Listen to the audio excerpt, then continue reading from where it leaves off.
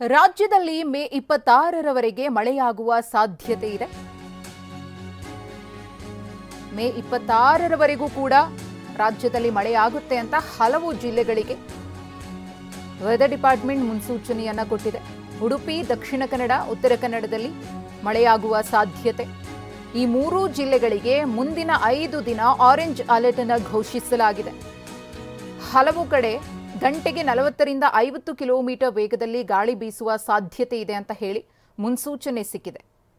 ಬೆಂಗಳೂರಿನಲ್ಲಿ ಸಂಜೆ ಮಳೆಯಾಗುವ ಸಾಧ್ಯತೆ ಇದೆ. ರಾಜ್ಯದ ಬಹುತೇಕ ಜಿಲ್ಲೆಗಳಲ್ಲಿ ಕಳೆದ ಕೆಲ ದಿನಗಳಿಂದಲೂ ಕೂಡ ಮಳೆ ಆರ್ಭಟಿಸ್ತಾ ಇದೆ. ಮುಂಗಾರು ಪೂರ್ವ ಮಳೆಯಿಂದ ಸಾಕಷ್ಟು ಅವಾಂತರವಾಗ್ತಾ ಇದೆ. ಇದರ ಬೆನ್ನಲ್ಲೇ ಮತ್ತೊಮ್ಮೆ ವೆದರ್ ಡಿಪಾರ್ಟ್ಮೆಂಟ್ನಿಂದ ಮುನ್ಸೂಚನೆ ಸಿಕ್ಕಿದೆ. ಮುಂದಿನ 5 ದಿನಗಳ ಕಾಲ 3 ಜಿಲ್ಲೆಗಳಿಗೆ ಆರೆಂಜ್ ಅಲರ್ಟ್ ಅನ್ನು ಘೋಷಿಸುವ ಮೂಲಕ ಇನ್ನೂ ಕೆಲ ಜಿಲ್ಲೆಗಳಲ್ಲಿ ಮಳೆ ಆಗುತ್ತೆ ಅಂತ.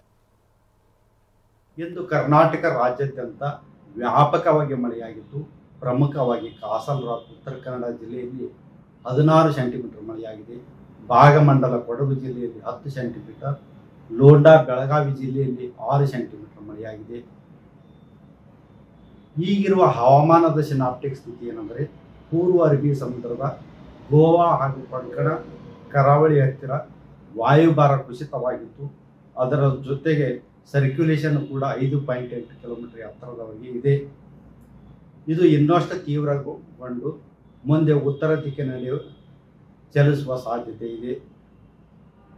ಇದರ ಪ್ರಭಾವದಿಂದ ಕರ್ನಾಟಕ ರಾಜ್ಯಾದ್ಯಂತ ಎಲ್ಲ ಜಿಲ್ಲೆಗಳಲ್ಲಿ ಮೇ 24ರಿಂದ ಮೇ 28ರವರೆಗೆ ವ್ಯಾಪಕವಾಗಿ ಮಳೆಯಾಗುವ ಹೆಚ್ಚಿನ ಸಾಧ್ಯತೆ ಇದೆ.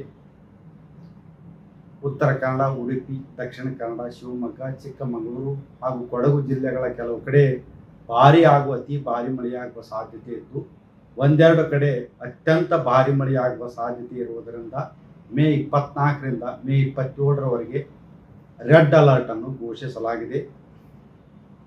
ಬೆಳಗಾವಿ, ಧಾರವಾಡ, ಹಾವೇರಿ, ಹಾಸನ ಹಾಗೂ ಚಾಮರಾಜನಗರ ಜಿಲ್ಲೆಗಳ ಕೆಲವು ಕಡೆ ಭಾರಿ ಹಾಗೂ ಅತಿ ಭಾರಿ ಮಳೆಯಾಗುವ ಸಾಧ್ಯತೆ ಇದ್ದು, ಮೇ 24ರಿಂದ ಮೇ 27ರವರೆಗೆ ಆರೆಂಜ್ ಅಲರ್ಟ್ ಅನ್ನು ಘೋಷಿಸಲಾಗಿದೆ. ಉಳಿದ ಎಲ್ಲ ಜಿಲ್ಲೆಗಳಿಗೆ ಯೆಲ್ಲೋ ಅಲರ್ಟ್ ಅನ್ನು ಕೊಡಲಾಗಿದೆ. ಬೆಂಗಳೂರಿನಲ್ಲಿ ಕೂಡ ಮೇ 24ರಿಂದ